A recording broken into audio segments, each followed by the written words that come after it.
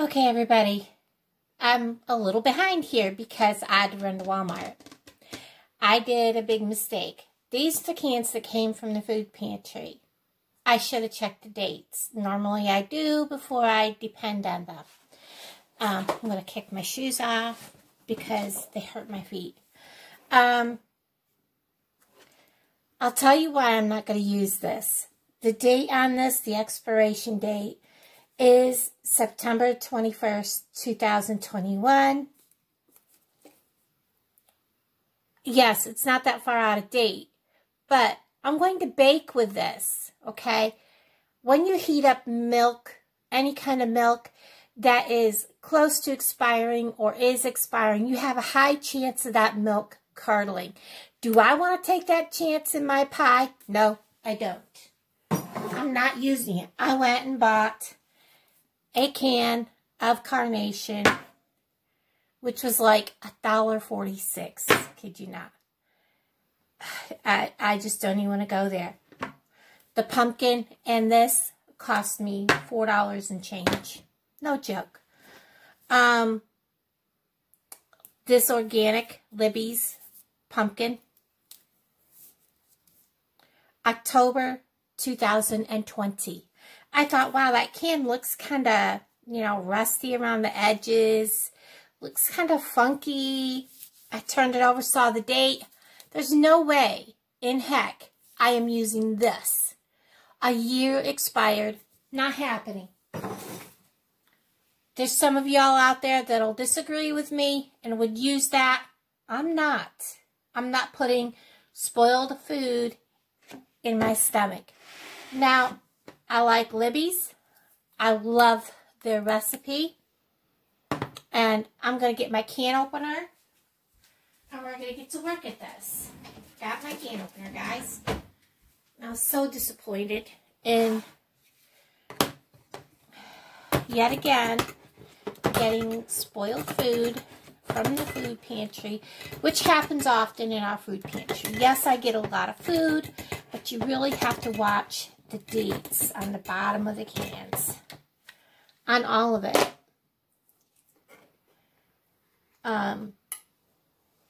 Set that there. And I'll show you the date on this. 2023. So, we're going to utilize this entire can of solid packed pumpkin. Hold on, I gotta get a spoon. I was talking and it was on pause. I love using this spatula that I got from Tupperware.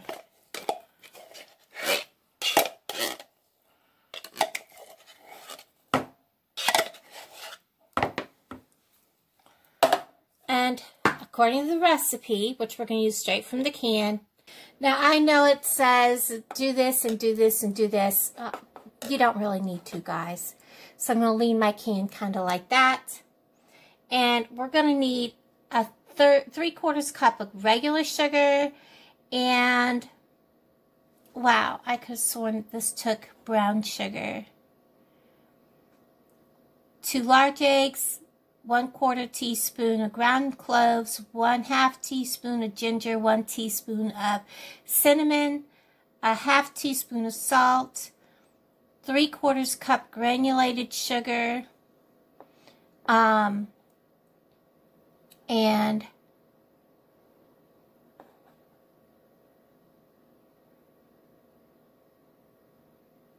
oh, that's the new fashion pumpkin pie. Let me come back over here and look at just this. Yes, I do need the whole can. I was like, wow, could have sworn it was the whole can. We do need the whole can.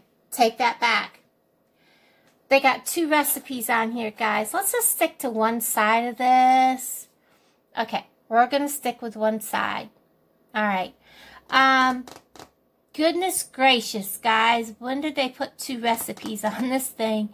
It just screwed me up. Okay. 1 can of pumpkin, 15 ounce, 1.5 cups or 1 can, 12 ounce of evaporated milk, 3/4 cup sugar, 1.5 teaspoon salt, or 1 teaspoon salt, let me start this over. 1 can of pumpkin, 15 ounce, 1.5 cups, or 1 can of 12 ounce can of evaporated milk, 3/4 cup granulated sugar, 1/2 teaspoon salt, 1 teaspoon ground cinnamon, 1/2 teaspoon ground ginger, 1/4 teaspoon ground cloves, 2 large eggs, and your pie shell. So, I know it tells you to put the dry ingredients here and this here and that. I never did. Neither did my mother. I'm going to add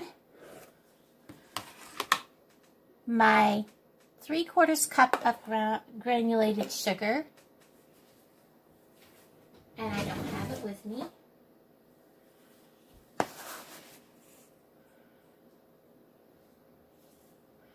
There's my sugar.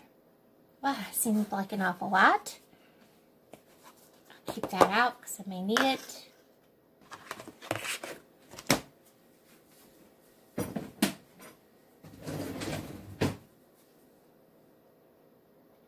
Okay, guys, now I need to add a 1/2 teaspoon of salt. I'm double checking. It says 1/2, 1/4,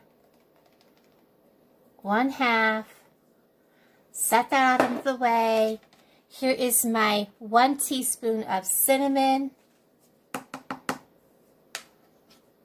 And I always add, and my mother always did too, just a titch more. Trust me, it makes a difference in how it tastes. And then we're going to add a 1/2 teaspoon of ground ginger, which is the lighter color. So I'm going to need 2 of these because my 1/2 teaspoon is missing. 1. Make sure I'm looking at ground ginger. And it is a 1/2. So there we go. And then wipe that off. 1/4 teaspoon of ground cloves. And that is a rounded 1/4 of cloves. Now I don't add extra of the ginger. It is a strong seasoning to begin with. Oop.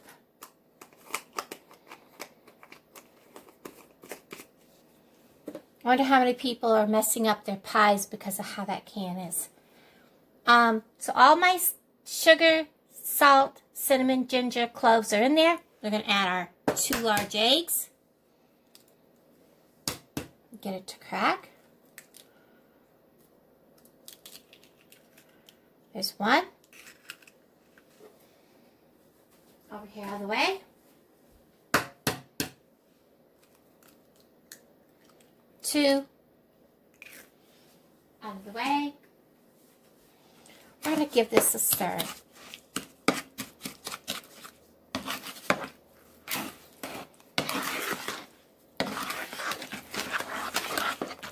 Doesn't that look rich?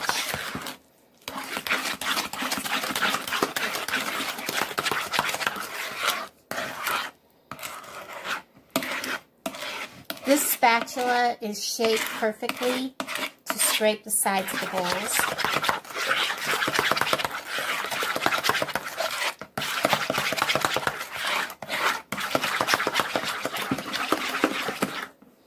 I'm going to grab this can of evaporated milk and I'm going to start pouring the rest of this in here. Because you do need the entire can. Be careful on the Libby's cans that you use the correct recipe because they have multiple recipes now on the Libby's cans. I did not know that, and I almost messed up my recipe, guys.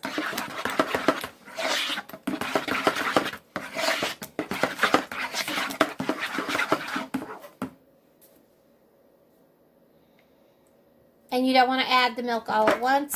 You just want to add and stir. I'll bring you back when I get it all stirred in. Okay, so I have it all stirred in. You can see all those spices that are in there. We're going to set this aside until we're ready to pour it in the pie dish. I am not pouring this into my pie dish till I'm at the oven. So I'm going to put it over on my stove for now. Okay, so we're back to making the pie crust. There is 1 1/3 cup of flour in here. We're making a single crust, so I'm halving the recipe. You're going to need 3/4 of a teaspoon of salt. I only have 1/4, so we're going to use 3 of those. So there's 3/4 of a teaspoon of salt. That's half of a 1 1/2. Set that aside. And then you're going to need to cut in. I'm going to give this a little fluffy stir. And then we're going to add 1/3, which is half of the full recipe, 1/3 cup of shortening. I know there's people out there that put vodka in theirs. Whatever, people. Whatever floats your boat. I don't. Just, that's my preference. Again, to each their own. I'm just going to do this, just like I did in my last video. It is the easiest way to get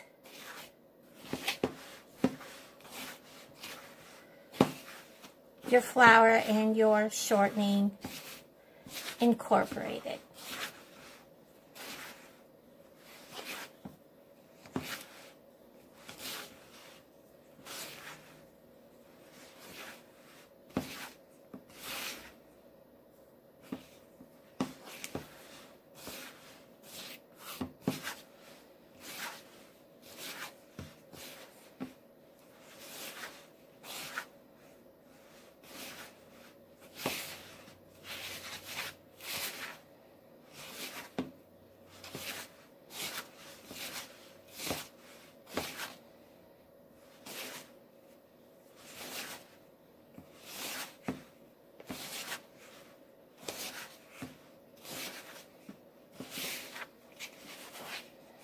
You'll make sure you have it all up from the bottom.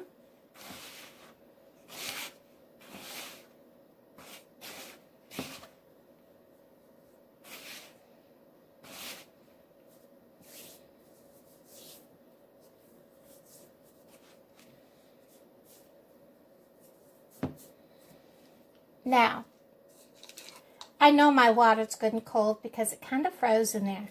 We're going to need 5 tablespoons of cold water. There's 2, 3, 4, 5. Because they're not full, I'm adding a dash more. And we're going to go ahead and blend that through.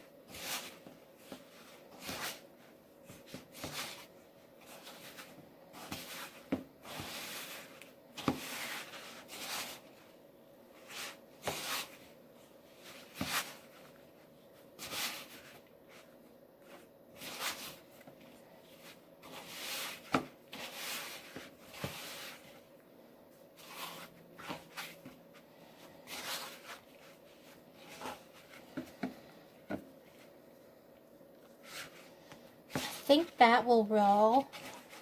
I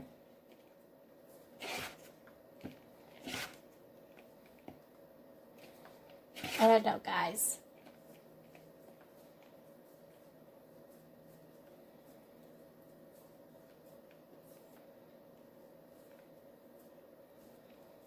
I think it'll roll. All right, let me get some flour on my table. Get this off my hands. Go grab me some flour.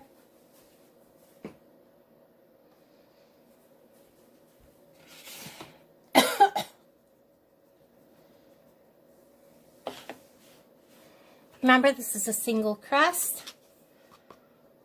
Flour on my rolling pin.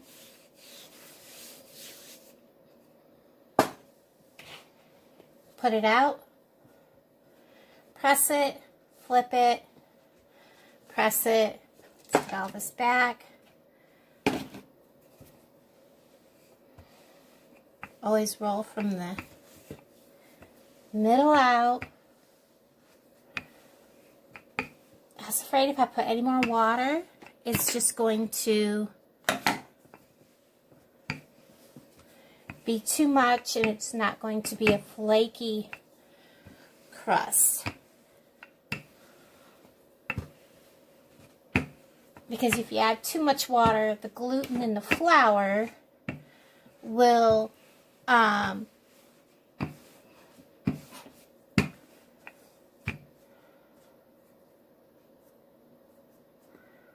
become too sticky and it just won't be flaky. Any holes we can fix after it's in the pie pan. I'll show you how to do that.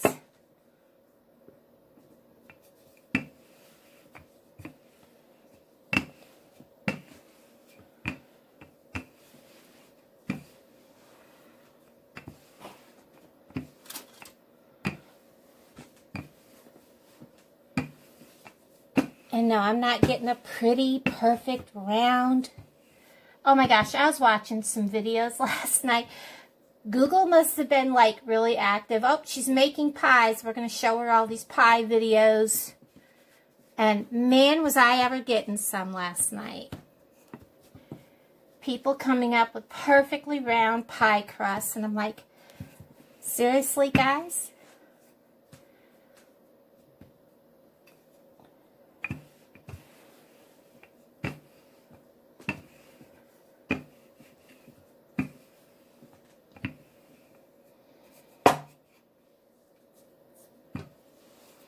I'm going to show you real life. I'm going to go get my pie pan and I'll be right back. You guys know how old that pie pan is? Let's not break it, right? Alright, I'm going to pick up my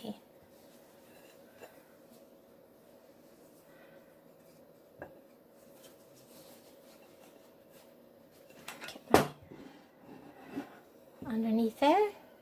And then we will fix it as we go, because this is real life, guys. And I want everyone to know that your pie crust isn't going to be perfect and round like you've seen all these people. When I saw that, I was like, oh my gosh. People are going to think that their pie crust is all bad because it's not perfect. You can squeeze your pie crust, fix the cuts and splits. You don't have enough here, take a piece from where there is enough and bring it up underneath. Add it in, guys.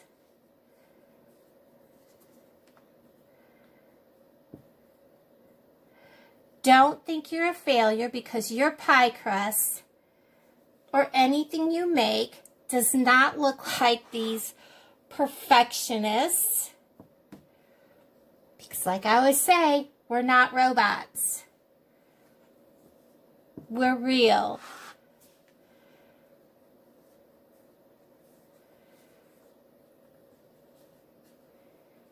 We're just real, ordinary people making a go at it. Right? Right. I had to look and make sure it was recording.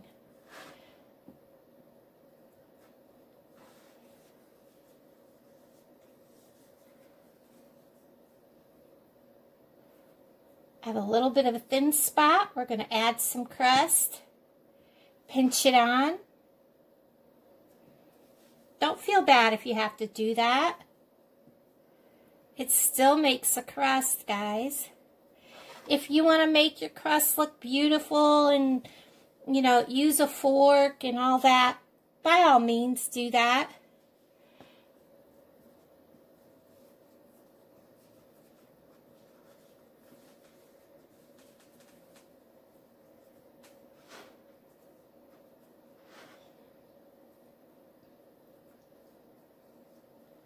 But just for me, I'm not. Don't see any need in it. But I will take anything that's hanging over, clipping it off because we don't need that hanging over.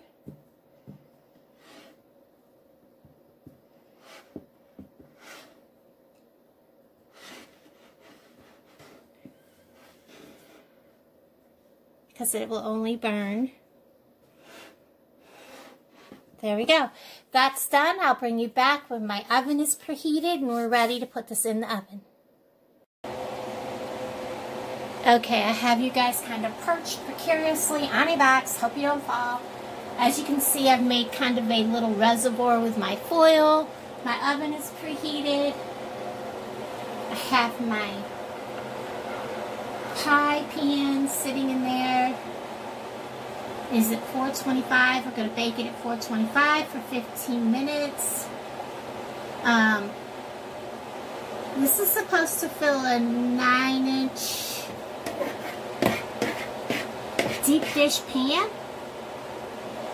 This is an 8-inch. I don't consider it a deep dish pan, but yeah. It didn't quite fill it like I thought it would. But there we go. I'm going to get a little closer with you. And then I'm going to slowly show you while I carefully push this back in.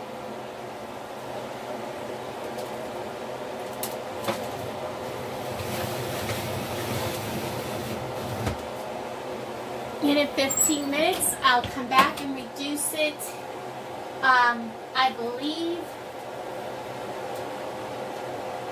down to 350 for another 30 to 40 minutes. So, I'll bring you back. So, it's been 40 minutes. I'm going to take it out. Stick my knife in the center. As you can see, it definitely needs more than 40 minutes. I am going to bump this up because my oven cooks slow at 350. So I'm putting it back up to 375. Okay, we're going to check it. It should be done this time. Oh, look at that. Put the knife in. My knife is dry. Pull it out. That's what you want to see. There's a very little bit on the back, but you know what? That is actually cooked. Let me show you. That is cooked. Perfect. We're going to take this out.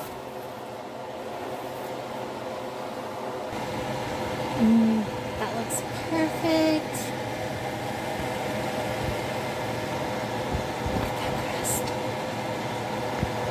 There you go, guys.